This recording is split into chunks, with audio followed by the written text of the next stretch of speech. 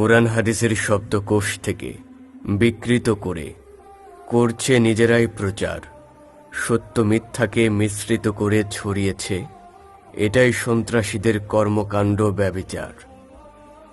ভুল ব্যাখ্যা দিয়ে বয়ে বেড়াচ্ছে তারা। ইসলামের ক্ষতি সাধনই তাদের কর্ম। এরা আর কেউ নয়, সন্ত্রাসী ও জঙ্গি। তরুণদের বিভ্রান্তিতে ফেলায় যে ধর্ম। সন্ত্রাসীতে মত্ত মানব হত্যা, পবিত্রতা, জঙ্গি সংগঠন গড়া তার প্রধান লক্ষ্য। ইসলামী শরীয়তে আছে জীবন রক্ষা, তৌহিদ বা একত্ববাদের ভ্রাতৃত্ব প্রত্যক্ষ। সন্ত্রাস ও জঙ্গিবাদী ইসলামের শত্রু হতেই পারে না।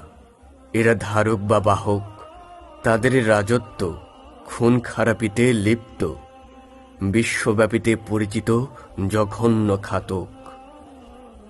জীবনের লক্ষ্যে এদের সমস্ত শিকড়কে বের করতে হবে খুঁজে। মূল ঠিকানা শরীয়তের বিধানে, চল সন্ত্রাস দমনে, ভ্রাতৃত্বের বন্ধনে করি ইসলামের সূচনা।